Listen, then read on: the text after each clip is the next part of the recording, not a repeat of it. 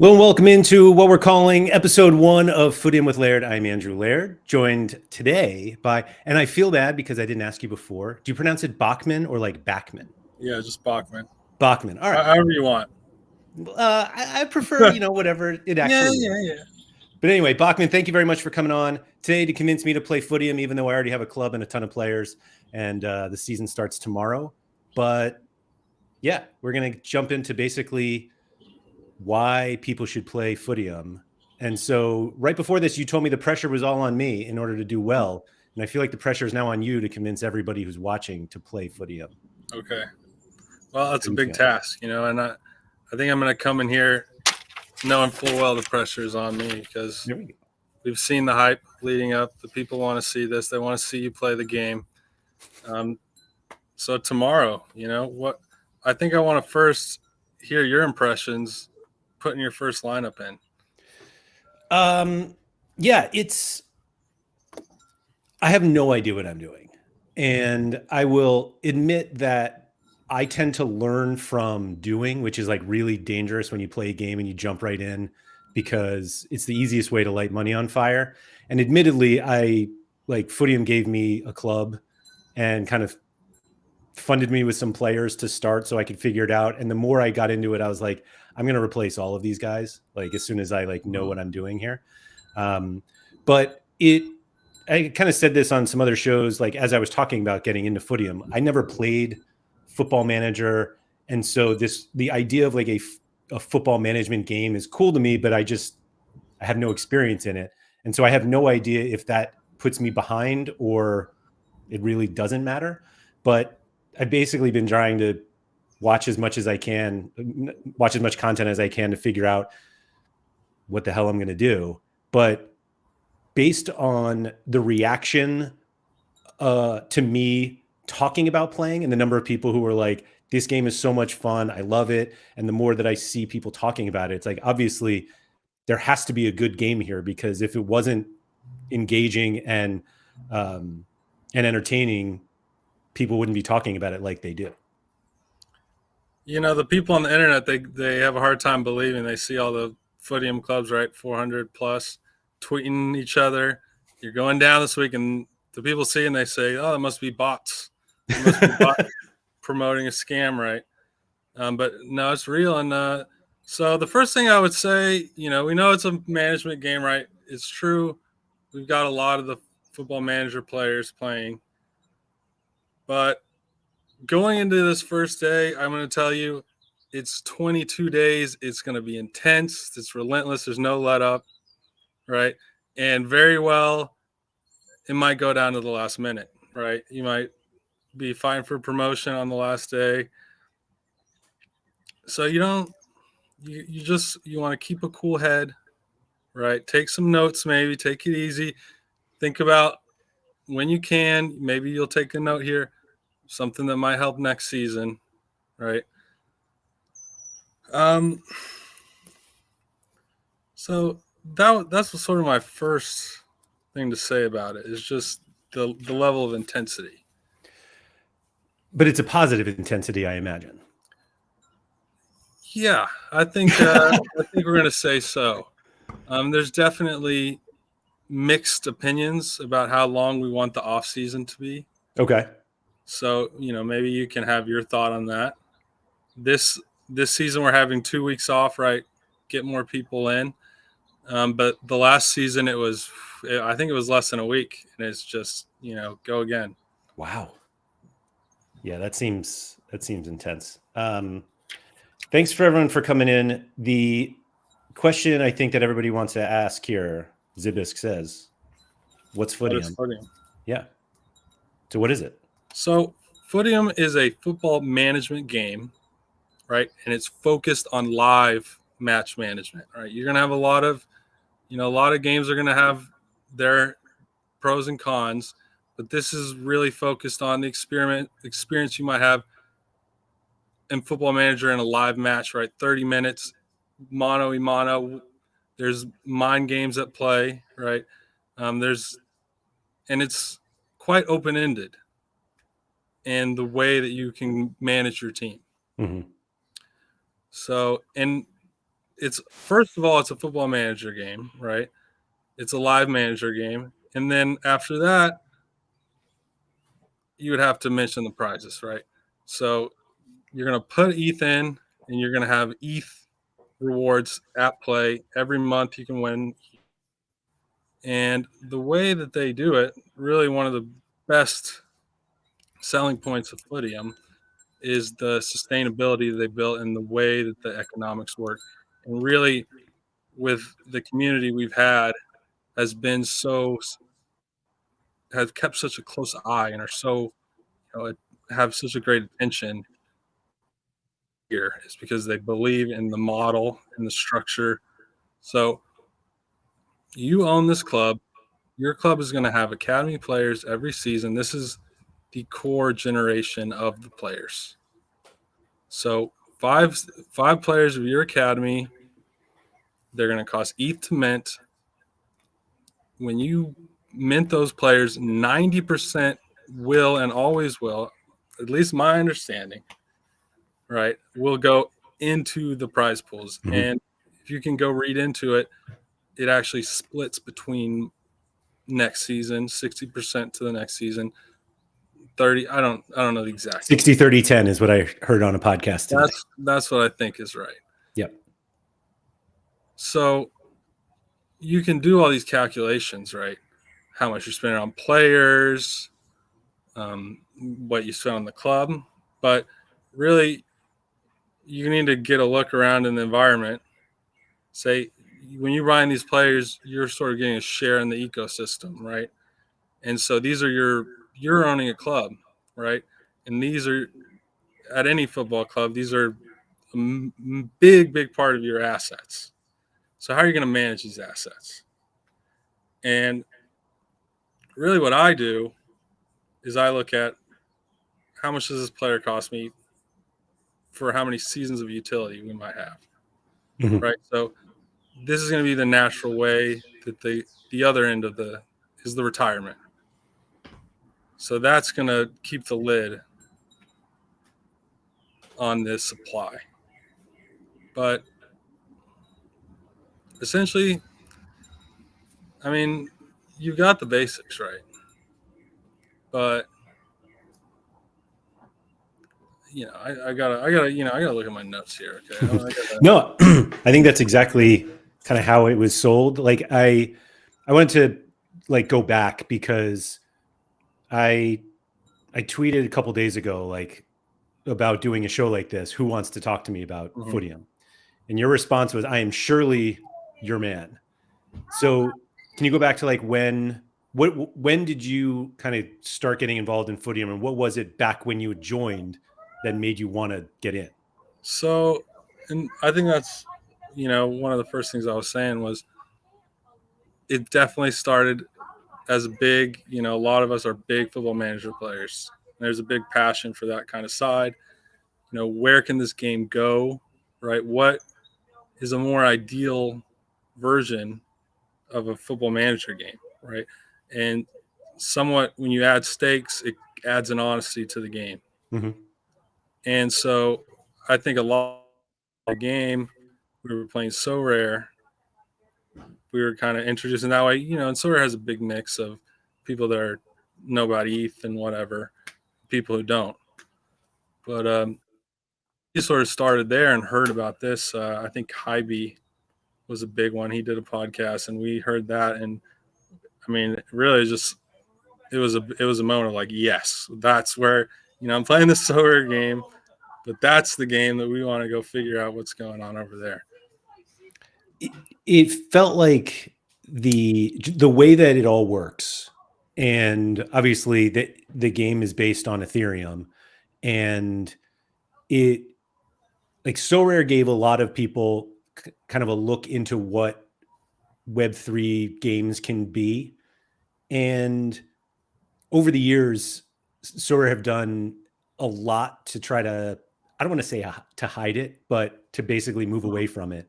And in listening to George on the Footium Ramble, which I listened to earlier today, it seems like the Footium team have are just really passionate about Ethereum, and that the using the blockchain to run this game basically, and like you said, allows you to be kind of transparent about where all the money that comes in goes, and it's just a huge part of what people want as being part of the platform. Is that right?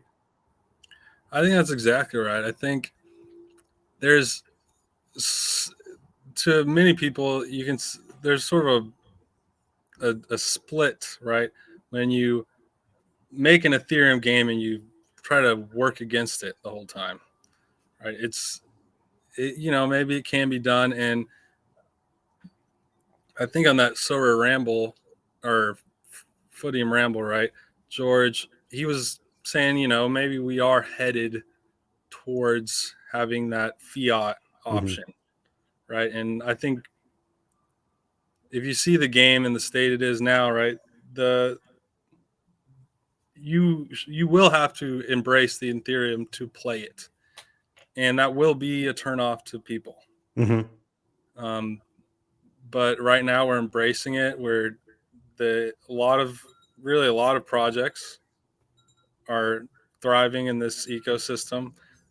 Particularly, we're on Arbitrum. This is a big, new people that are interested in the game. We're playing the game on Arbitrum. The gas fees, I don't ever notice them. They're less than a cent, right? They're super fast. But I think as I said earlier, there are a lot of people that are comfortable in this system that are in the game now, and that might speak to the, by all reports, really incredible retention we've had in this game. So I'm very openly not that crypto comfortable. And when I set up my club, I was like, all right, I'm going to have to do all this stuff. And I was like, so I'll take out the 75 steps of what I need to do. And I've already had like MetaMask set up, and it was like 3 steps and I was in. And all of a sudden I was like, wait, is this it?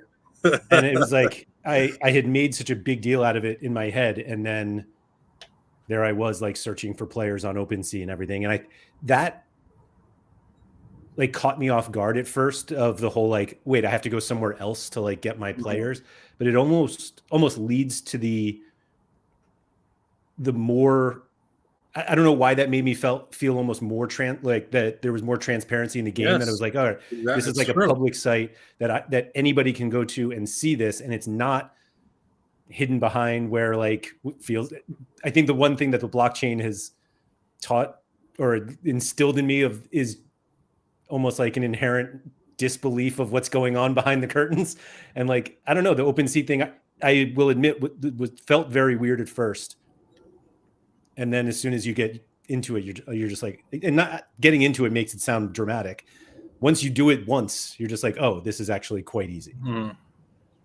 Yeah. And then it just, it'll depend on if you're the kind of manager that's topping up in the middle of the season. Right. But, I think we are headed towards a more inclusive, all-in-one sort of platform. But I think what we all see is, the possibilities that this type of setup, as you described, opens up, right? Someone else could build something that works with the game that you've never thought about, right? I mean, you've worked with Sower Data, right? That's how incredible that site is. But those are and it's freed the team up. So that's kind of what we've looked at, is there's so many things you could look at that you want to improve about the game, but the team has just put their head down and has been focused on making a good live match experience for 4 years now. Maybe, more with the sort of earlier stages. Yep. So what are you like? How do you play the game? Because it seems like a lot of people play it differently. Like, what's the yeah? How do you do it? It's a great question. I'm still amazed. It seems everyone I watch has a different sort of take on the game. For me, when I came into the game, I was playing FM, and I wanted to go I thought I will be the champion of D1, right? I don't know the details. I don't know how I'm going to work it out, right? But so I sort of take a tactical approach, and I sort of think, how can I add value from watching the matches and playing live and knowing the sort of details, or you say the peripherals, maybe, the context of the season. So that's really the big focus for me. And on top of that, we try to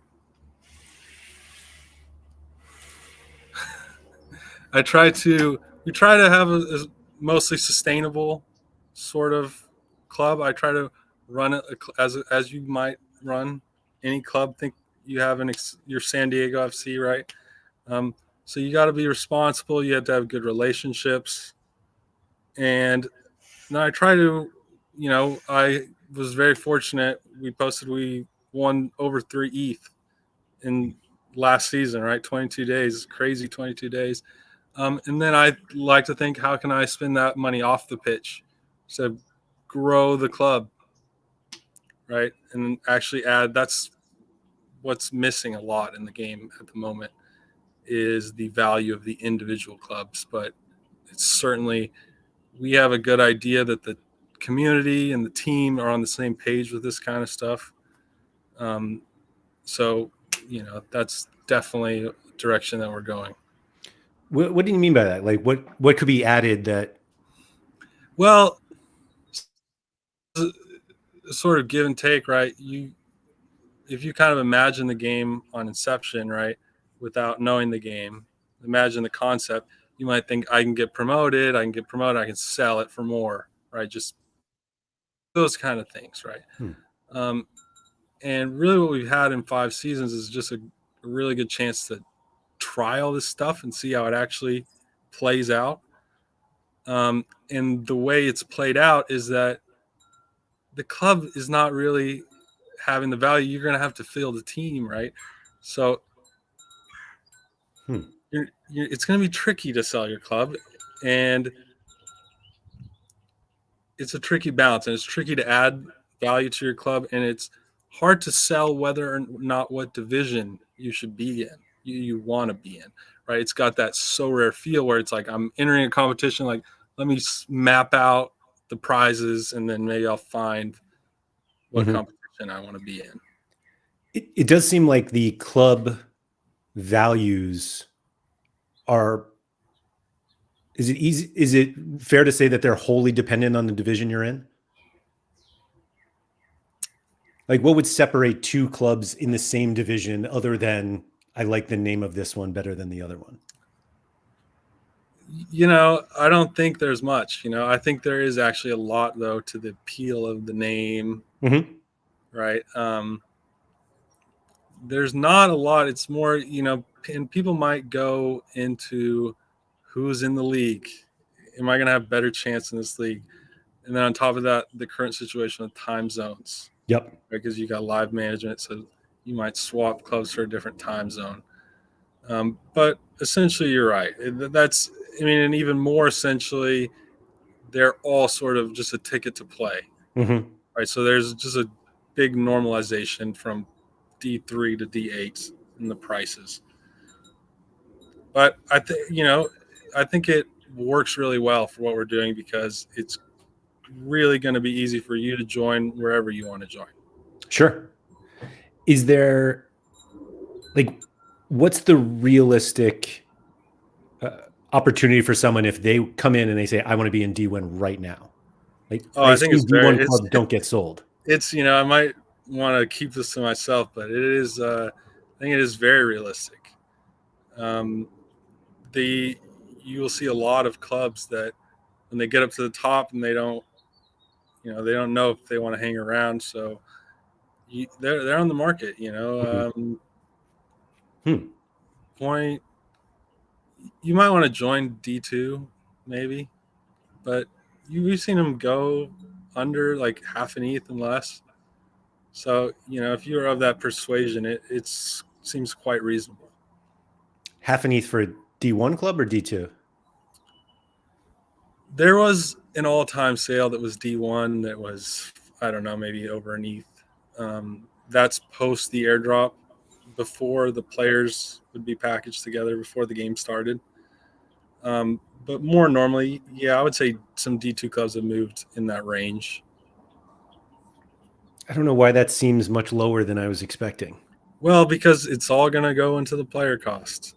Oh, And okay. you win that auction for that club, right? And then you go, oh, what have I done? This is, you get you're in last place after 8 matches. Right. You kind of weigh up your options and maybe sell it for less. So what's a reasonable cost for players for a D2 club or D1? I mean, it would be a very rough estimate, but I would think you want to have, if you were really focused, maybe you could turn an ETH into something that's reasonable. Yeah. But if you were more, I really think half ETH, and it's so much, you might not be able to find that club today. Mm-hmm. You got to just see what's there.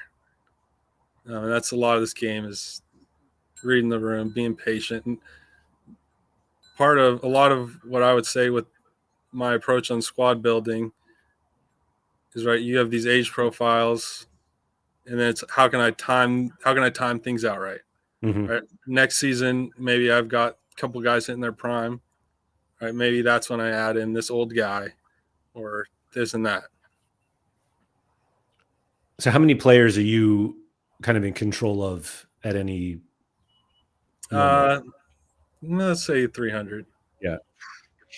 I try to not go too hard. I could have, I make sure to get rid of some of the excess for now. Because there's wallets with, talk to Hybe, ask Hybe what he's up to. Because he's been managing 100 clubs, things like that. I can't imagine it. I was going to say, I literally can't imagine. Well, and that's a lot of why I'm a big proponent of allowing, having a split and having a market for hiring good managers. Because, people worried, right, that it's going to be axy, that it's just people are going to farm. But it's like, man, like I'm setting the rosters for these teams. This is not easy. If you want to do this, you're going to manage 100 clubs. Like, if you think that's going to be easy, like, go for it. Do it. But that's the other thing I was going to say is a lot of what I like in what I see on a season by season is just I'll notice the way that certain teams are managed.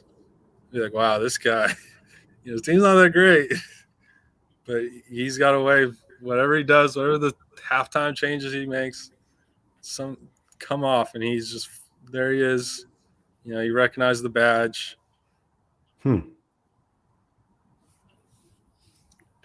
What's been the feeling recently in the community? Because obviously they did kind of a push to get Sorare players to join, which I think probably came at the perfect time, like an international break kind of lined up with the break in the season for like the Footium break of the season so that people could sign up.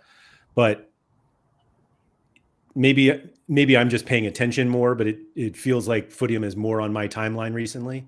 And have you guys felt that as people who've been here for basically since the beginning? Like, does it feel like there are a lot of new users that are coming in, and does that feel positive to you? It certainly does, Andrew. And that's sort of why I said, surely I must be the guy. Surely this must be the time that we meet. We talk about this game. People, and some of it's MFL too, right? It's all on your feed. I can't really speak exactly to the details of why, but it's the right time. The game has been slowly adding users, slowly, keeping the retention high. The numbers, it's hard to even say the numbers. I think the unique owners of clubs is getting to about 1,400 now, out of 3,000 clubs. But it's been a relief because, you always see, and you even notice it in the Sorare, right? These narratives of when are we going to do real marketing, right? So it has satisfied some of those thoughts, and so everyone's really excited. Do you think the game's in a place now that can that can use the marketing. Like there was a big concern for a long time with So Rare that people were like, oh, you got to market the game, you got to get more people involved. But there was also this thought that the game wasn't polished enough yet. And then they kind of got to a point where they at least believed it was. Like, do you think the game that Footium right now is ready for, like, I don't want to call it mass adoption because Yeah, it's that's not probably a much exactly bigger that. number than we, Yeah. but is it ready? I think that we're ready for this moment, right? Maybe we're not ready for a million, but we're ready to. We've have a very established track record now. We know we've got a good direction. I would encourage everyone to go check out the Medium, check out the roadmap, ask questions in the Discord. But we've tested the game out for a while now. We've made some little improvements. I would say it's the perfect moment to start filling out this D8, right? We've got super high activity levels in D7 and D6 and D5. So you can sort of see where another 500 managers maybe would fit really well. If we can get the right sort of people, that would be perfect. But also, you're certainly right about the other side because there's definitely, other landmarks that we want to reach before we start going to that next level of trying to get the game out. Do you think it is one that can get that big? I have a tough time thinking about this, right? I understand the ideas. The way that we're going about it, I've played some games sort of similar that are a little more tedious on the financial side, where it really gives you everything you want from. I know some football managers like myself, a lot of it is managing the finances, right? So cash comes in, cash comes out. How can I improve that, right? And so in this game, cash comes in and cash comes out every season, right? So you can be sustainable, but there's no training wheels. I'm sorry. What do you even want us talking about? I'm losing it. More just like, can the game become Right? Can it be? Yeah, I would like, be it's okay if tempted it to say can't. so. Like niche games can be very popular in just niche games. I would be tempted to say if you want to look at a long enough time frame, which would make sense for some of this stuff, I would be tempted to say that it can be big to the scale of kind of how we look at Football Manager, which is a big game, and people buy it every single year. And if you can sort of deliver a live experience for this market and also kind of use this money that we're all putting into the game and playing with and use it to develop the advancements in these types of games, I think that kind of stuff is possible. Yeah. Going back to the ETH thing, because like obviously we're talking about you buy all of your clubs and cards in ETH, all of the rewards are in ETH. I've seen some I'll call it feedback on the internet about that, and how obviously ETH's price to the dollar is much lower now than it was a while ago, and I feel like the kind of negative Footium people are like, see, now the prizes aren't worth as much, and I kind of have this, and it's probably a backwards way of thinking, but like I take all of my So Rare rewards in ETH, and when ETH goes down, I kind of celebrate it because I don't hold enough ETH. Like I'm not using ETH to pay anything. Like I'm fully in what I consider like an accumulation phase. So if it's down and I'm winning, like I'm happy to win more ETH to get it. Has the fall in ETH recently kind of affected the community at all, or are you guys kind of looking at it just as it is what it is? I would say mostly it is what it is. There's always people saying, well, our dollar is not worth as much and stuff. And it's a tricky balance, right? Yeah. If you're going to own a club, you can make these kind of decisions. If you have money, on the network, you can switch it into something else in the meantime Mm-hmm. if that's what you want. Um, and the thing is, right, you don't have this higher reward in ETH, so there's more of a direct feeling in the game that you spent this much ETH on the player, and that ETH is going directly into the prizes.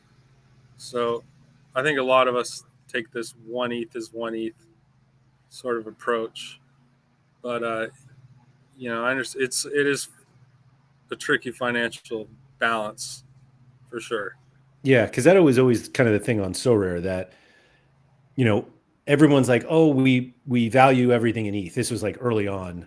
Mm-hmm. Well, then if ETH went way up or way down, prices adjusted accordingly. Like it was I don't want to call it a fake ETH platform because it was very much an ETH Mm-hmm. platform, but depending on where ETH went, it was like the Mm-hmm. fiat equivalent was still the price. And I just maybe, I mean, I haven't been on Footium long enough to know, but it feels like if there is a big movement up or down, like do the card prices change that much or player prices? So they definitely don't, from my opinion, hold strictly to the dollars, right? And really what I've noticed over 5 seasons is how consistent the market is. Hmm. I mean, I think that's what a lot of people like about it and why it's so easy to keep saying, bad season, time to rebuild, trying to move things around. Is it's not easy, right? They're not the lowest Sora cards in liquidity. They don't match that. But you can buy and sell players, and they hold a lot of their value and a lot of their implicit value and what they can do for you is staying pretty similar. Mm-hmm. Um, Is that like something people try to track, like value of their players?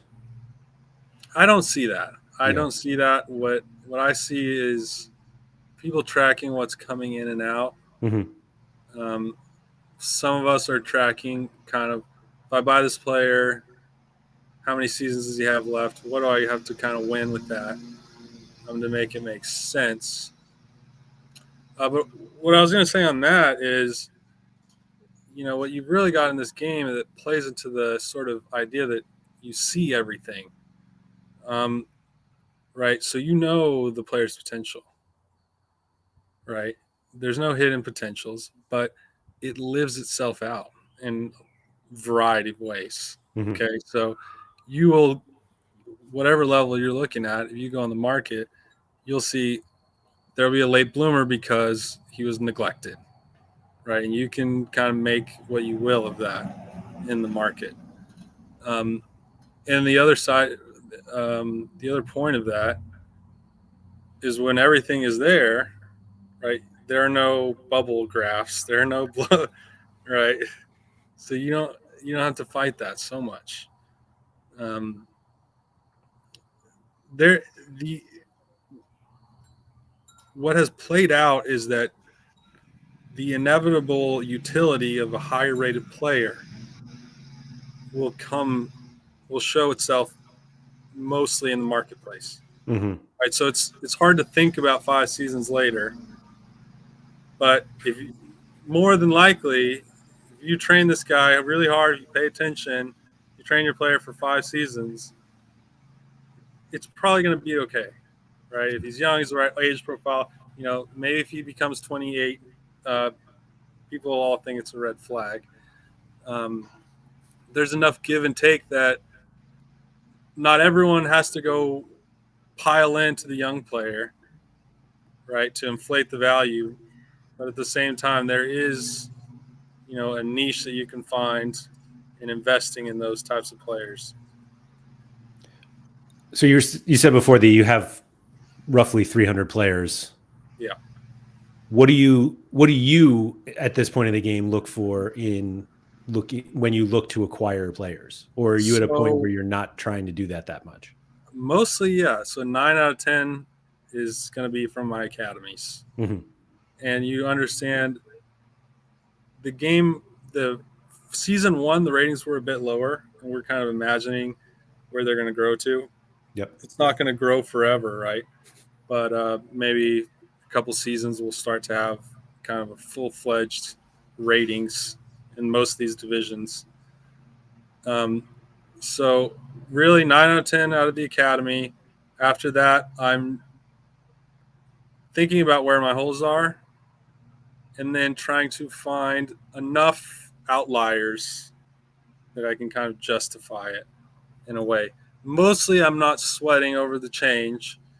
But if I can say, right, so your academy is 18 to 16 years old, if I can say, okay, here's a guy who's 16, and then you can look at the parameters for each division's academies.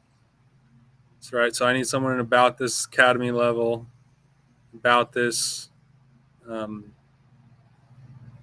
age, whatever. So if you can get a couple of things that are, above average stamina, all this stuff is going to play out.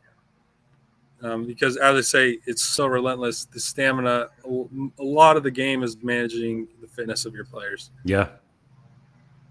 So some people don't really care about stamina. They say, I'm just going to rotate everyone anyways. But it can add up.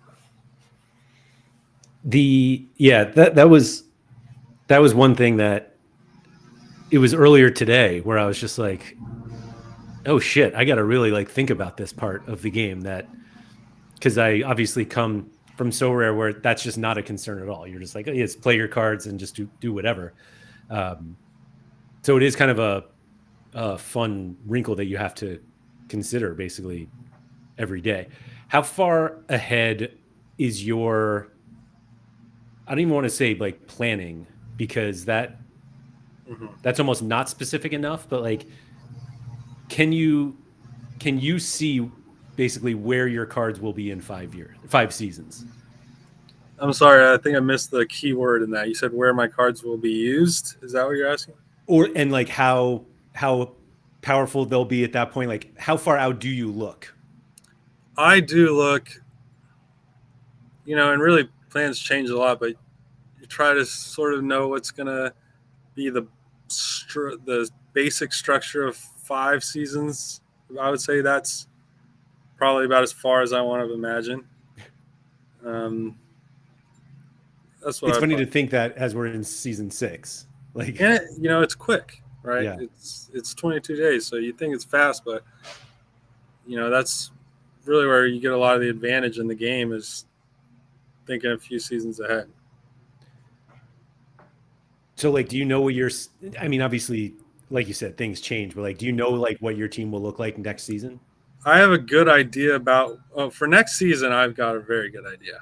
Yeah.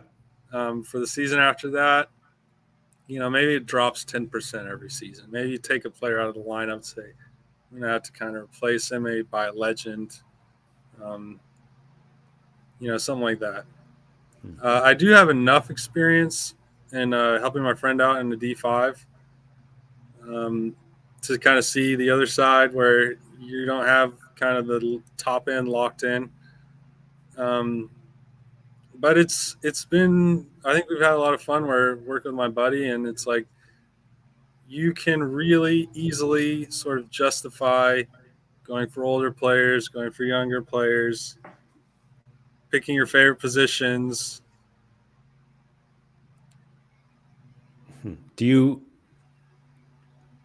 Where do you fall on the almost like not necessarily overbuying, but essentially getting a group of players that are way better than your division in order to just blast through it?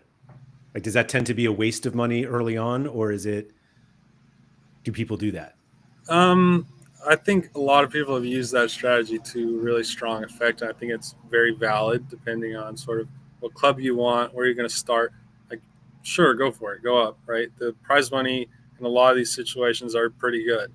I mean, we've already talked about people going down on purpose. Right. So it's not so bad. What I've found is maybe more efficient is having sort of the right mix, right? Some older, not as good players, that kind of thing. But it's very competitive, and so it seems like an understandable strategy. I almost feel like we're at a point now where, like, I've heard enough people talk about that of, oh, that the equivalent of like that team's too good for division 6, 7, 8, whatever it Yeah. is. And but I also think that there's kind of an inherent feeling like I just don't want to wait. Like I don't want these bad players and have to use them to get up. Why don't I just get the good ones here and just start working? And I feel like part of that comes from the so rare mentality of like, let me just go buy the best cards and I'll just play them and not do anything else. And so I was, as somebody who is starting in Division 8, I'm kind of like, should I just buy the equivalent of players who should be in Division 6? The prize money of Division 8 is certainly not going to pay off those players, but if I already have them in my club for a couple seasons, like, should I be planning that out already? I would say my advice to you, D8 has got a bit of a feel by now of a practice kind of a league. Mm-hmm. Right? It's not so. I would say I would take that time. Not so much that you're not going to get the right value, but just to give you the space to give you more freedom. You know a little bit more. Yeah. Because if we want to start going to the tactics, right, it comes off quite simple. But you've got a lot of options. And really one of the best things we see in Footium is you don't at all see the one formation that everyone has to run. Yeah. Right? Everyone's got different formations, and it makes sense. Some people don't change formations, and some people change formations every match. Do you think that tends to happen more at the higher levels, just to more mind games than anything else? I mean, what I would say, if you're going to ask me, is that the formations are a very big deal right now. Okay. At the same time, if you've got the strong team and this is how you play, this is how your strongest team goes out in this formation, there is a good balance to it. But don't be deceived into thinking that formations don't matter. I would say it got to preface that the rating comes first, but then out of the 5 sorting factors, it would be formation next. So I would ask you to go experiment with some formations, even if maybe your team doesn't fit in there so well. You got to put an orange out there, see what happens when you change the team in the 60th minute or whatever. There are going to be times when you want to change the game. So I want to go into that because I feel like I'm more likely to watch a Footium match than a real actual soccer game, which is turning into basically a meme on So Rare that I don't watch anything, which there's plenty of truth in that. But you were talking about how they're putting so much effort into this kind of live experience. And I don't even want to call it a live experience, but like the live game, and giving you the ability as manager to make a change in the game. Is it like that? Just makes me think that you're at a considerable disadvantage if you're not watching these games live. And maybe that's more of a situation in the higher divisions, but is it that much of a detriment if you can just kind of set your lineups and go? So on this one, this is something that has been thought about. If you want to go back to a lot of the setup of the game, were things that we voted in the Discord years ago. Okay. A lot of key parameters. So I was a big proponent of 3 subs for this type of reason. We want to have a good balance, right? You can change everything and then change everything again, right? That's adding to that disadvantage. But it's certainly, I think you can get away with a lot. I've managed, right? So we'll have teams lower down on my priority list, and they will never have live management. Maybe they have an overlap. And I probably won't, I've won title like that. But this is something that we're thinking about. This is something that's probably not so far off. I don't want to think of a deadline, but adding in maybe automated subs. Something you'll see in the roadmap is some sort of reinvention to the schedule so that more people can make their matches. Mm-hmm. One of the popular ideas has been that the home team chooses the match time. It would be an interesting advantage. Yeah. Yeah. Selfishly, I was looking at my own schedule, and every one of my games is at 7:00 in the morning, and I'm awake, but I'm not ready to be sitting at my computer trying to figure out if I'm making a formation change in the middle of a match. But the other part of me is like, all right, well then now I have to get out of Division 8 because game times will be better in different divisions. But I think you got it. And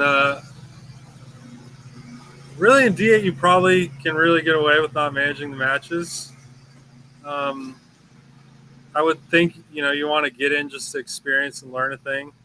A lot of it is kind of reading between the lines, kind of seeing how the flow is going. Yeah. But also, it kind of works out well. You show up at halftime, right? You show up in that 50th minute, you look at it, make a change, and you're gone if you don't have time. Yeah, that's fair. Yeah. So how many games have you managed in a single day? Ooh, in a single day? Okay, I try to keep it to 4 tops. Yeah.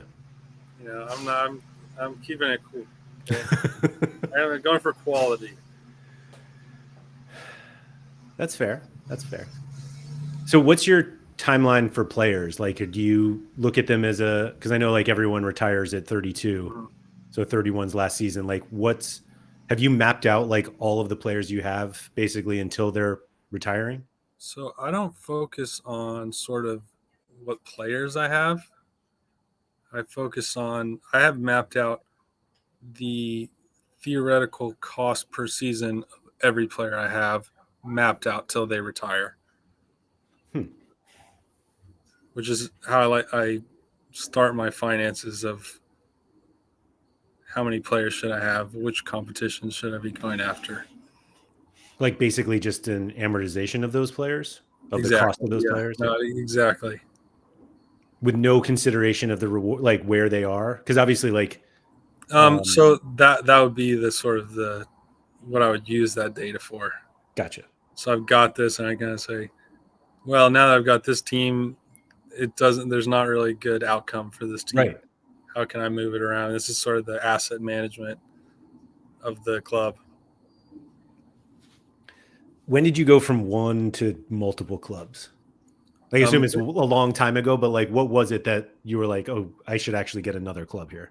I've never really added clubs, really. I minted 2 clubs was the max, right, or for the first phase or whatever. And then when the game was starting up, I found a partner, and we started with 8 clubs. And that was D1, D2, and then lower clubs.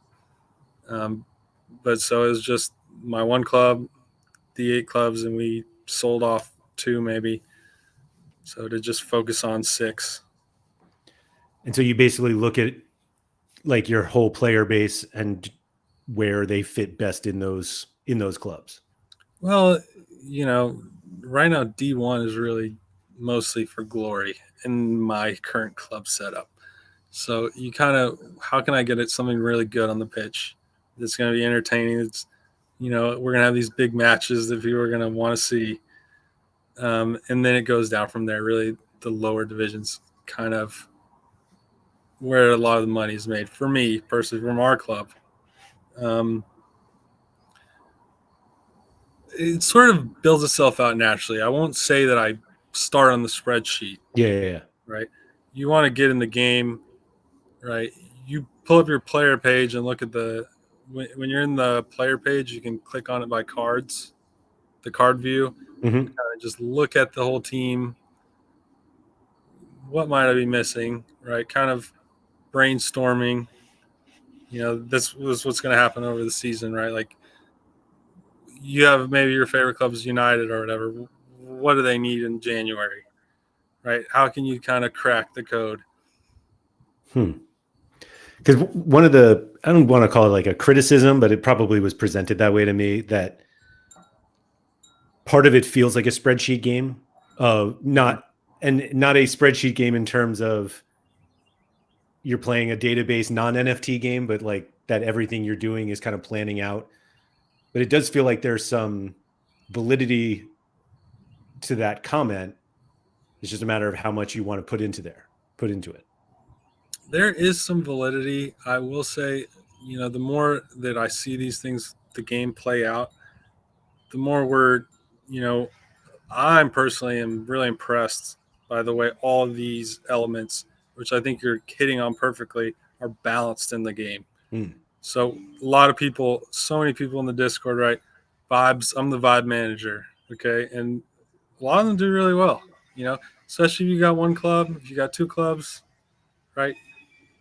You probably will do just fine without a spreadsheet, depending on how much math you want to do on the finances.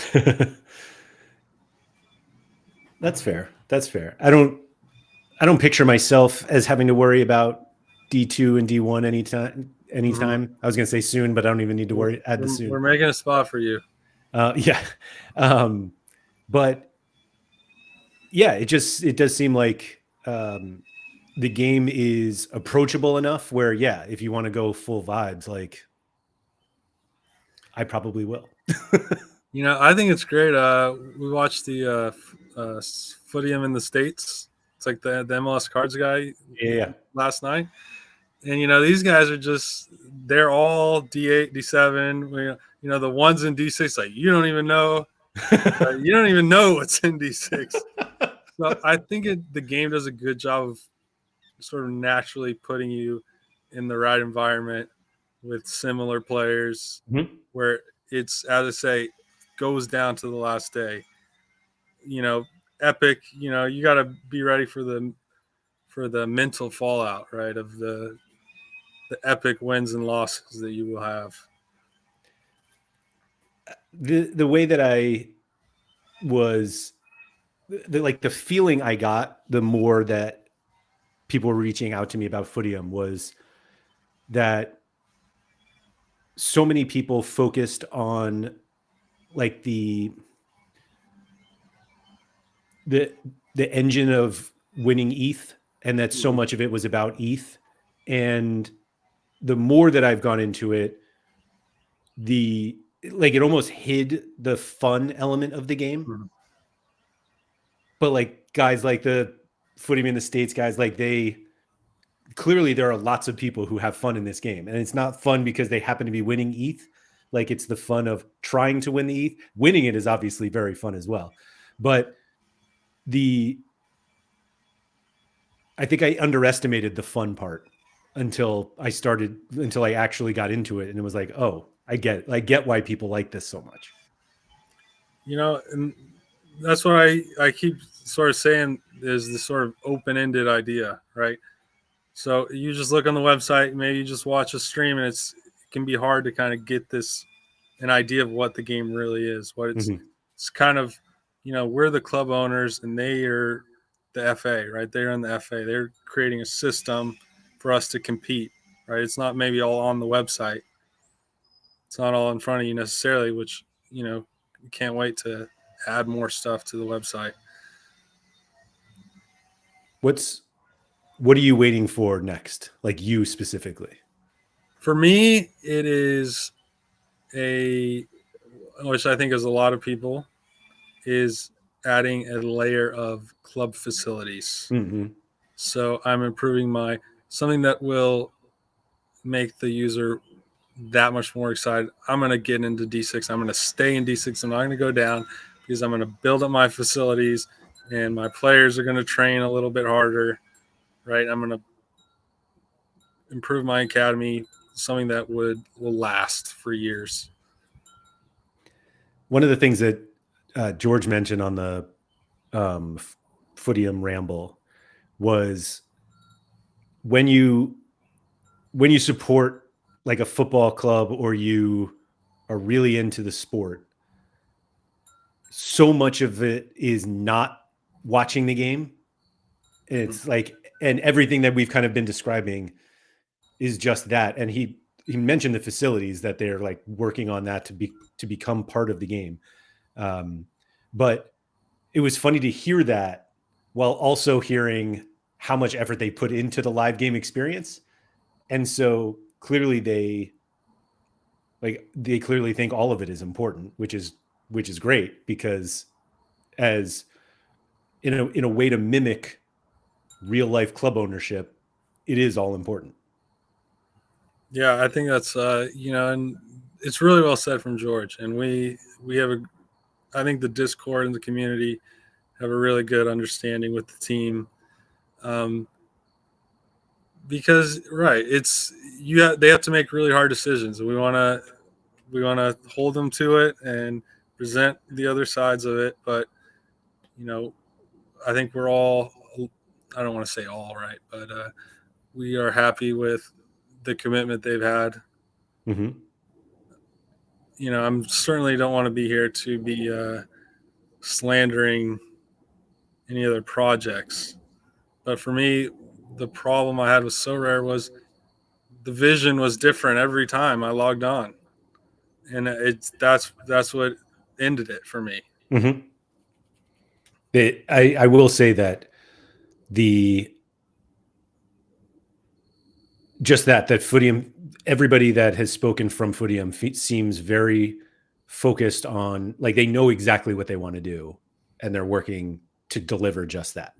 And it's a lot of them are completely different, right? You hear a completely different story, but we try to keep everyone on the same roof. Right. I've taken up a lot of your time. Is there something that you wanted to discuss that we haven't hit on yet? I think that's pretty good. I can look through my notes a little bit. I wanted to be prepared, so I took some notes for you for this big occasion.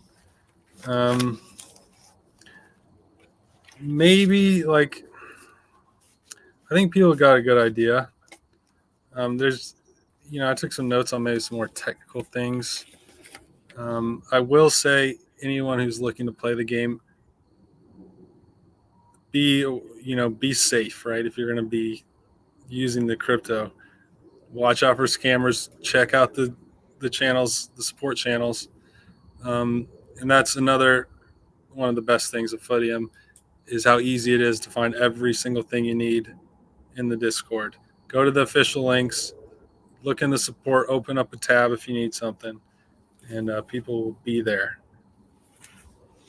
It does, it seems like it feels like every single person in the community has some sort of alert when somebody new starts talking about Footium, and any question is answered within seconds. We're watching. We're watching. It feels like that. Let's just take this one question. If I've minted a team already, how much ETH to fill out an OK D8 squad? That's a tough one. I think I saw someone try to approach this recently. Okay, right? What does the word okay mean? If you're really savvy, you can really get it low probably, but the best advice to offer on that is probably 04 ETH, right? What is that? $80? I don't even know the conversion right now. I think it's less. Harry trades his intro video, and he was in D7, but the lower divisions were much more affordable than I thought. Yeah.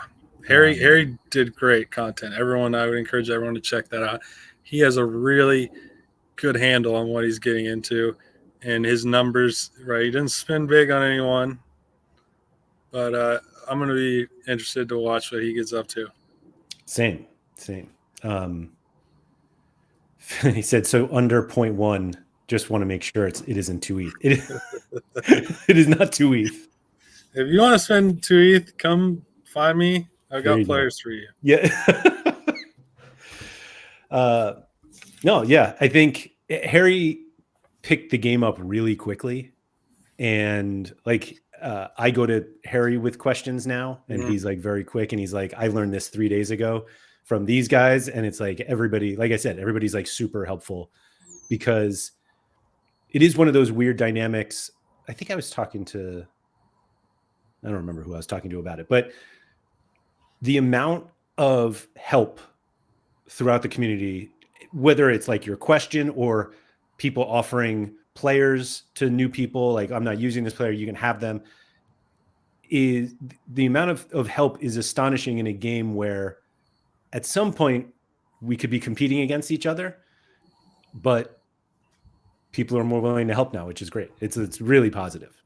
I think it's interesting, right? Because if you look at real clubs, right, they have affiliates, right? There is this social side that we embrace. Like having a strong ally is valuable. Yeah. Yeah. And everybody, yeah, that's good. Sort of how it feels, that there's no reason to make enemies. We have some rivals. I'm sure there are reasons at some point. But maybe not with new people. There he is. So yeah, I think it's no, it's great, and I'm excited. I'll probably track Harry's stuff more than I track my own, and probably just end up copying it as much as I can. But anyway, Bachman, appreciate the time. That was super helpful, and I'm sure I'll be back with thousands of questions for you and everyone else as I get up and running. Good luck to you in the new season, and yeah, we'll see you around. Good luck to you.